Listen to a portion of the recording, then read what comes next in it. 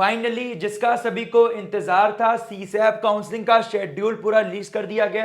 कैसे क्या कब होने वाला है भैया, सीसैप काउंसलिंग होती क्या है? तो जोसा में जो आपका एडमिशन होता है वो आपका NIT, triple IIT, GFTI plus IIT में होता है।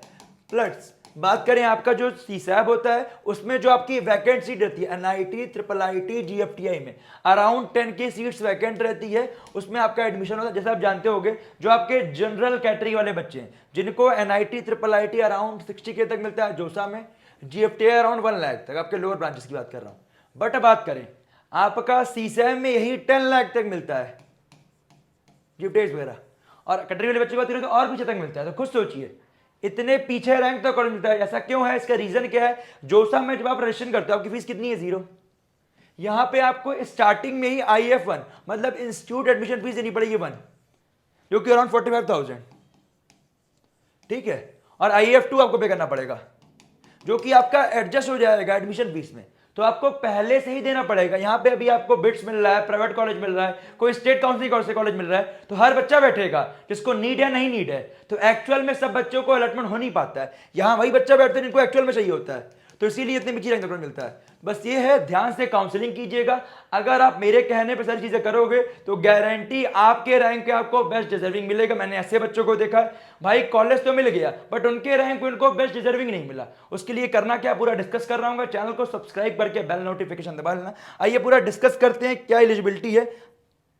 तो फर्स्ट ऑफ ऑल आपके सामने ही है online request of category restoration, start और एंड 26-27 जुलाई। ये क्या होता है भैया? जिन बच्चों को मान लो राउंड 1 हो गया जोसा का भी, राउंड 2 हो गया, इसमें अगर किसी बच्चे की कैटेगरी पहले EWS थी, OBC थी, SC ST थी, बट अगर आप सर्टिफिकेट सबमिट नहीं कर पाए थे किसी कारणवश तो आपकी कैटेगरी जनरल में कन्वर्ट कर दी जाती है। तो अगर कोई बच्चे का सीसैप तक बन गया है तो वो कैटेगरी रिस्टोर कर सकता है। ये उन बच्चों के लिए जिन बच्चों ने जेईई मेन में कैटेगरी भरी हुई थी बट अपना ड्यू टू कुछ प्रॉब्लम की वजह से जनरल में कन्वर्ट हो गए थे, ठीक है, तो वो कैटेगरी रिस्टोर कर सकते हैं। एंड जो आपकी वैकेंसी आएगी वो आपकी 29 जुलाई को आएगी। बात करें चॉइस फिलिंग एंड आपका एनरोलमेंट फी कब पे करना है, IF1 मतलब स्टूडेंट फीस, जो कि आपका 31 जुलाई से हो जाएगा। 31 जुलाई मार्क करके रख लो, इसमें आप बहुत पीछे कॉलेज मिलने वाला है। एंड जो आपका एंड होने वाला है वो आपका 3 अगस्त को चॉइस फिलिंग एंड हो जाएगी। एंड 2 अगस्त शाम 5 बजे तक आपका रजिस्ट्रेशन फीस एंड हो जाएगी। तो खुद देखिए मतलब 3 अगस्त तक का समय चॉइस फिलिंग का। भाई चॉइस फिलिंग अच्छे से करना है, इसमें फिर से चॉइस फिलिंग करनी पड़ती है, ऐसा नहीं जोसा वाली चल जाएगी, इसमें आपको चॉइस फिलिंग फिर से करनी पड़ती है। एंड जो बच्चों को जोसा में सीट अलॉट हो गई है वो बच्चे भी यहाँ एलिजिबल हैं, और जिनको अलॉट नहीं हुआ या कुछ नहीं मिला उनको भी एलिजिबल हो। और बात करें जिनकी रैंक जनरल में 60 के ऊपर है, 90 तक चाहिए तो यही मिलेगा, यहाँ नहीं मिलेगा। जीएफटी की बात करें 1 लाख के ऊपर जिनकी भी रैंक यही मिलेगा, वहां नहीं मिलेगा, मतलब जोसा में नहीं मिलेगा। तो सीसैप कोचिंग अच्छे से कीजिएगा। फ्री स्लाइड फ्लोट क्या होता है मैंने ऑलरेडी बताया हुआ है, जो कि आपका 5 अगस्त को राउंड 1 का अलॉटमेंट आएगा। देन आपका 5 अगस्त से 7 अगस्त के बीच में आपको ऑनलाइन रिपोर्टिंग करनी पड़ेगी। एंड सरेंडर करने का ऑप्शन भी होता है यहाँ पे, सरेंडर एंड विड्रॉल। विड्रॉल मतलब क्या, विड्रॉ कर लिए।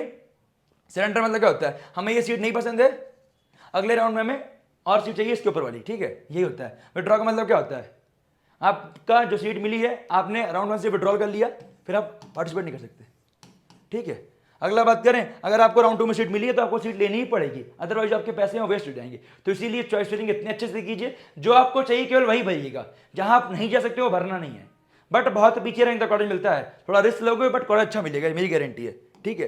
तो आइए पूरा डिस्कस करते हैं। पहली इंपॉर्टेंट बात, एलिजिबल कैंडिडेट टाइप। तो पहले वो बच्चे candidate who did not register जोसा, जो बच्चे जोसा काउंसिलिंग में रजिस्टर नहीं किए हुए हैं वो बच्चे सीसैप में एलिजिबल है। कोई दिक्कत वाली बात, बच्चे पूछते हैं भैया मैं जोसा में भूल गया था, सीसैप में कर सकते हैं। टाइप 2 बच्चे कैंडिडेट हुए पार्टिसिपेट इन जोसा बट उन्हें कोई सीट अलॉट नहीं हुई है। जिन बच्चों की रैंक पीछे उन्हें सीट अलॉट नहीं होती है उनको सीसैप में ही मिलेगा, ध्यान रखिएगा। Type 3 candidate who participate in JoSAA 2024 and have been allotted seat but cancel हो गया, जिन्होंने SAF पे नहीं की। जैसे फॉर एग्जाम्पल भी बहुत सारे बच्चे ऐसे हैं जिन्हें सीट लग रही है कि भैया मुझे सीट नहीं चाहिए, मुझे डायरेक्ट सीसैप में बैठना है। तो अगर आप यहाँ पे सीट एक्सेप्टेंस फीस पे नहीं करते हो तो आपको डायरेक्टली बैठ सकते हो, बट फिर आप जोसा में पार्टिसिपेट नहीं कर सकते, ध्यान रखिएगा। तो SAF पे करना मैंडेटरी है जोसा में, बट आप सीसैप में बैठ सकते हो रजिस्टर करके। बात करें type 4, candidate who have exercised the exit option for counselling, ठीक है, जब बच्चे एग्जिट कर दिए थे काउंसलिंग से वो भी बैठ सकते हैं। टाइप 5, जिन बच्चों को IIT में सीट मिल गई है and later their seat have been cancelled and document verification after, मतलब डॉक्यूमेंट की वजह से कुछ सीट कैंसिल हो गई एंड उन्होंने विड्रॉल कर लिया IIT की सीट, या फिर आपकी सीट है, आईआईटी की सीट लेके भी आप बैठ सकते हो। बहुत सारे बच्चे बोलते हैं भैया मुझे आईआईटी पसंद नहीं आया, मुझे एनआईटी में जाना है, तो आप बैठ सकते हो, बट जो आपकी एसएएफ है जो आपने पे की है वो आपकी रिफंड नहीं होगी। बट मेरा पर्सनल रिकमेंडेशन ये वाला ऑप्शन है, मैं जाना यार खुद सोचो, आप एक सीट आईआईटी की खराब कर रहे हो, ये चीज मत कीजिएगा। मेरा पर्सनल रिकमेंडेशन इसी वाला ऑप्शन है। अगला डिस्कस करते हैं। अगर आपको अपने रैंक के बेस्ट कॉलेज चाहिए, मेरा पर्सनल रिकमेंडेशन है, इस प्राइस पे लिमिटेड सीट्स है, अदरवाइज प्राइस इंक्रीज कर दिए जाएंगे। एंड इसमें मेरी गारंटी है आपके रैंक पे आपको बेस्ट कॉलेज मिल जाएगा। 999 का फुल सपोर्ट है, 499 का फोन सपोर्ट, इसमें वन टाइम कॉल सपोर्ट है, ठीक है। इसमें आपके जो भी डाउट्स हैं आप कॉल करके एंड व्हाट्सएप पे पूछ सकते हो, कोई दिक्कत वाली बात है नहीं। लिंक आपका डिस्क्रिप्शन में दिया गया। ये मात्र स्टार्टिंग के 200 बच्चों के लिए, आप मान के चलिए अगले 1 से 2 दिन के अंदर भर जाएगा। मेरा पर्सनल रिकमेंडेशन है, अभी से लेकर टिल लास्ट सीसैप राउंड तक सपोर्ट रहेगा। आप खुद सोचिए, जो कि आप खुद सोचो आपके 15 अगस्त तक चलेगा अराउंड, तो लगभग 50 दिन का समय है, 50+ डेज का। तो आप लेंगे तो उसमें आपका ही फायदा है। आपको कुछ मिसमैच नहीं, कुछ गलती नहीं, कुछ फीलिंग हम खुद बना के दे रहे होंगे। मात्र 999 रुपीज का लिंक आपका डिस्क्रिप्शन में दिया गया है। एंड आपको सोचिए अभी से लेकर टिल लास्ट राउंड आपके पिछले 2 साल 3 साल की मेहनत, अगर आपको एक अच्छा कॉलेज मिल गया तो उसमें फायदा आपका ही है। अगला डिस्कस कर रहे होंगे टाइप 7 वो बच्चे हैं 6 कैंडिडेट हुआ पार्टिसिपेट इन जोसा 2024 एंड उनको सीट मिल गई है एनआईटी में। एंड उन्होंने एसएएफ प्लस पीएएफ जो कि आपको राउंड 5 के बाद पे करना है, वो आपको पे करना मैंडेटरी है। वो पे करने के बाद जो आपकी सीट सिक्योर्ड है उसको लेके आप सीसैप में बैठ सकते हो। उसमें करना क्या होगा, जो भी आपका कॉलेज अलॉट हुआ है उससे अच्छा कॉलेज ही भरिएगा, ठीक है। तो आप बैठ सकते हो, कोई दिक्कत वाली बात है नहीं। टाइप 7 कैंडिडेट हुआ पार्टिसिपेटेड इन जोसा 2024 एंड आप अलॉट हुई थी एनआईटी सिस्टम एंड बाद में विड्रॉ कर लिया था, वो बच्चे भी एलिजिबल है। एंड उसके बाद फिर आप कैंडिडेट बैठे थे एनआईटी सिस्टम में, बट लेटर ऑन कैंसिल हो गई थी डॉक्यूमेंट वेरिफिकेशन में या फिर आपका सब्सिक्वेंट राउंड में कहीं एलिजिबिलिटी क्राइटेरिया वैसे।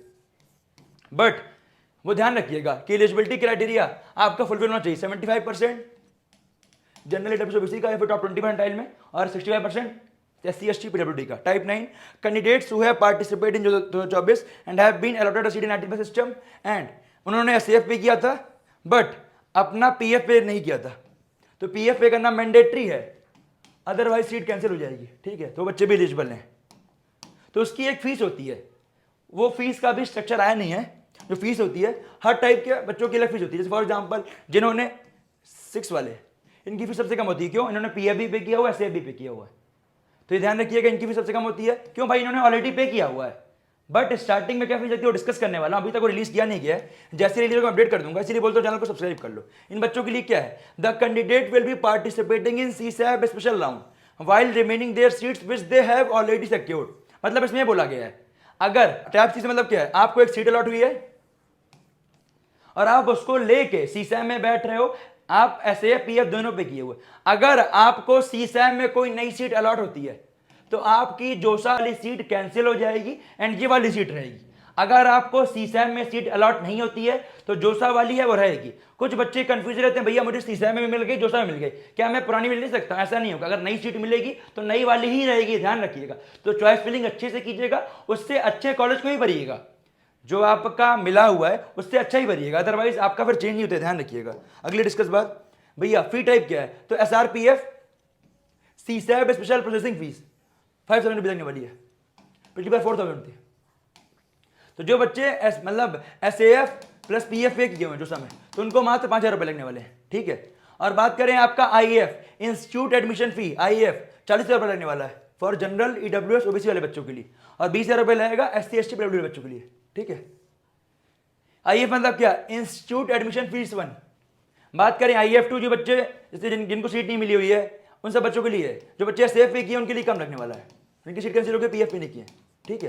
वो क्या लगने वाला डिस्कस करने वाला हूं। आईएफ 2 इंस्टीट्यूट एडमिशन फीस 2 12,500 लगेगा, सीएसटी पीडब्ल्यूडी 35,000 लगेगा। ये मतलब कुल मिला के जैसे उसमें है ना एसएएफ पीएफ, यहाँ पे साथ में ही करना पड़ेगा, पहले चॉइस फिलिंग करने के पहले आई1 पे करना पड़ेगा और सीट मिलने के बाद आईएफ 2 और SREF special round enrolment fee which is total amount of SRPF plus IF, मतलब आपको ये और ये पे करना पड़ेगा, ठीक है, चॉइस फिलिंग करने से पहले।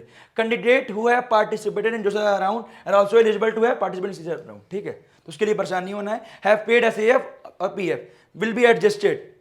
जोसा का प्रेजेंट फीस कितना है, 5,000 रुपए, वो करके आपका एडजस्ट कर दिया जाएगा। एक इंपॉर्टेंट नोट भी आपका, जिनकी भी कैटेगरी आप देख सकते हो आपके सामने ही है, अगर चेंज हुई है एससी एसटी पीडब्ल्यूडी से जनरल में या पीडब्ल्यूडी बच्चों की ओबीसी में या फिर आपका ईडब्ल्यूएस में, तो उन्होंने एसएएफ तो पे किया हुआ है बट पार्शियल एडमिशन फीस पे की नहीं की हुई है, तो उन्हें पे करना पड़ेगा 17,500 जो उनका डिफरेंस अमाउंट है एसएएफ से। ठीक है, बात करें आईएफ टू 35,000 रुपये सबको पे करनी पड़ेगी और एससी एसटी वाले बच्चों को 12,500। बट जो बच्चे टाइप 6 वाले हैं जिन्हें ऑलरेडी जोसा में सीट अलॉट हुई है, उन्होंने एसएएफ पीएफ पे किया हुआ है, उन्हें करने की जरूरत नहीं है। ठीक है, तो ये इंपॉर्टेंट चीजें थी। बट कुछ बच्चों के मन में डाउट ये है कि भैया पिछली बार की बात करें जो आपका टाइप 1 वाले बच्चे थे उन्हें स्टार्टिंग में एसआरईएफ 44,000 रुपये पे करना पड़ा था एंड एसआरईएफ आपका एससी एसटी वाले बच्चों को 24,000 रुपये था। इस बार जितना कि मैं अपडेट कर दूंगा, अभी तक तो आया नहीं है। बात करें ऐसे आपका टाइप 2 में 44,000 था, टाइप 3, टाइप 4, टाइप 5 में, टाइप 6 में 4,000 रुपये था पिछले साल, इस बार 5,000 रुपये। ठीक है, ये ध्यान रखिएगा। और जिन बच्चों ने टाइप 7 बात करें तो आपका 7,000 रुपये कट जाएगा, सेवल आपको मात्र 11,000 रुपये, 8,000 रुपये, 11,000 रुपये ऐसे कुछ है।